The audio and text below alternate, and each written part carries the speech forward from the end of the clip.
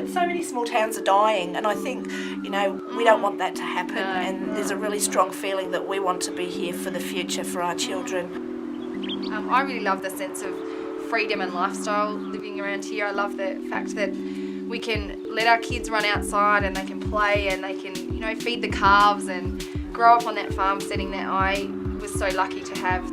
Country people will always be country people, I always think, and country people are great the way they stick together. I think, you can give, but you also can take.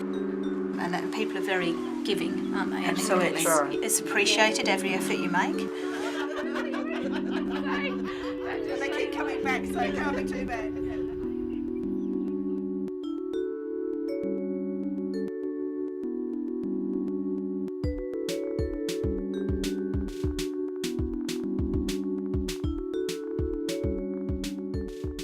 I think by the nature of just being women, we're always networking no matter what we do, whether we're at the kinder or at the school, talking to other women.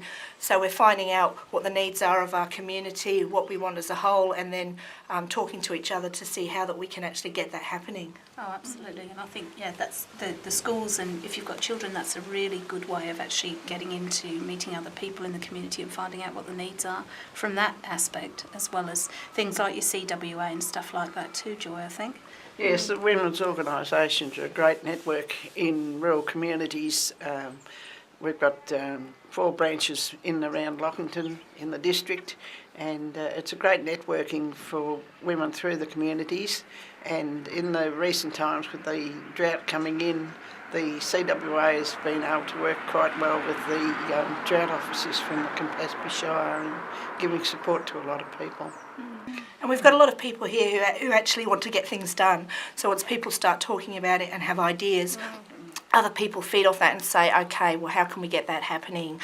And then they start networking with other people and talking and saying, right, what resources can we pull in? Okay, we're here at the Lockington Business Centre where I'm Centre Manager. I work here about 2 days a week, and I also volunteer many other hours. We're a petrol station, we house the community bank, we have an op shop, we have a computer training facility, we also rent out premises to a business at the back, we have a laundrette, a car wash, and we also offer a neighbourhood house program with lots of after school activities for the young people in the town. I think we see the business centre here as really providing a pivotal role, networking across all the organisations and bringing everyone together to work together for the benefit of the whole community. I'm really passionate about this place. I love working here, and I think that we provide a really important service to the community. I remember with the development committee we had Circus Oz. Do you remember when they came? And the kids just had the best time, and we had it at the community centre, and we had about 160 kids went through and trained all the circus acts. It was fantastic. The role of the development committee is to provide social and recreational activities for the youth and families of Lockington and district. We've run some very successful social events for the young people, including youth camps, which were facilitated through a grant from the Foundation for Young Australians of $10,000. The camps are run by volunteers. We've had the Bendigo Braves, who are a local basketball team, coming and running activities for the young people. We have also had bands from Melbourne running family events. Some of the other activities have been drought associated, and to support local families we've run barbecues and tried to encourage families to come out and socialise together, provide a very relaxed atmosphere for people to get together and without any cost to them whatsoever. The work that the Development Committee does wouldn't be possible without the input from volunteers from the local area. Our events are run by up to 40 volunteers at a time, and we're really grateful for every bit of support that we get from them. With the people of Lockington, the whole community here, they're very, very supportive of one another, and I think that's one of the big things, that you do get support, whether it's financial, whether it's just straight out helping one another and participating in activities and things. This is the Opportunity Shop run by the Lockington Anglican Church. I am the coordinator, and I'd just like to show you one or two things that we have in our shop.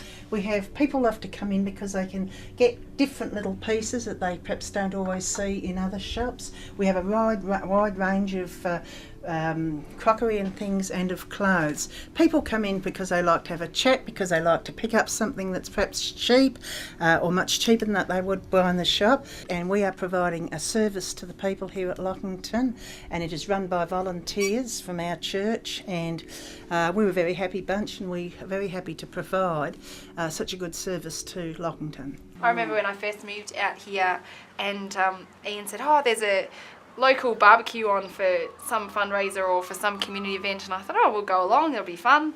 And I rocked up and there was pretty much the whole of the community here, and I couldn't believe how many people were at this barbecue. And I'm saying to Ian, wow, there's so many people supporting this event, this is amazing. And I attend the clinic out here once a fortnight at the moment. I was doing weekly until I had kids.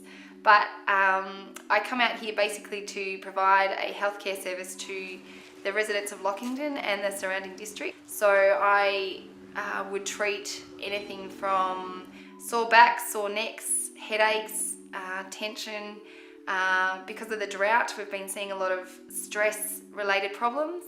And basically I work in referral with the doctors here, and we all work in conjunction together to try and provide the most optimum health for the people that live around Lockington. Basically my day is usually full here, so it's a service that's very needed. It's a great support network here. The staff here are fantastic to work with, and the centre here is outstanding facilities for a bush nursing centre. It's a great thing for a town, and it's a fantastic place to work, and it's just a really privilege to be able to help people in the community with health problems that you can make a difference in their life by making them feel well and feel better. And I think anybody can make a difference. It doesn't matter who you are or what skills you have to offer.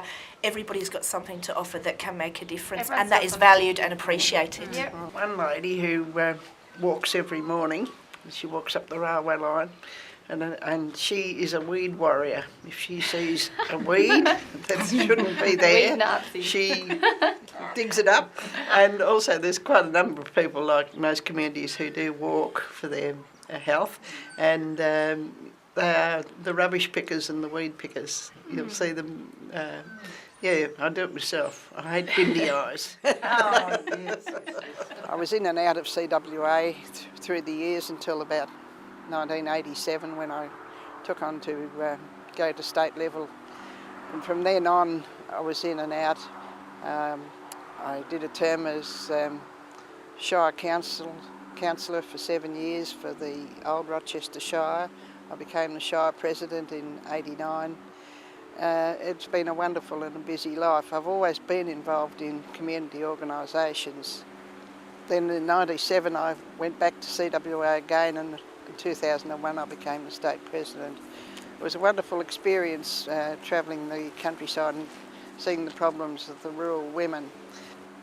CWA, in a way, because of all the things it fought for, such as improved roads, improved education, communication, encouraging women to be more independent, in a way, has spelt a lessening membership through its own activities, because the women are now so involved and outgoing, they have no longer time for the organisations like CWA, the church organisations, Red Cross, and a lot of the community organisations.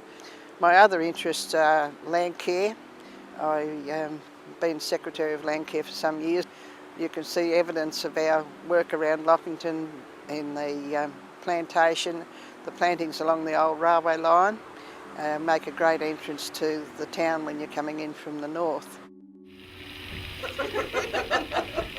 Okay, and so of course we do have a rather large female creature who lives in the channel in Lockington too.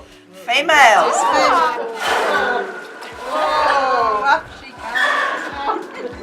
Lucky Nest Monster.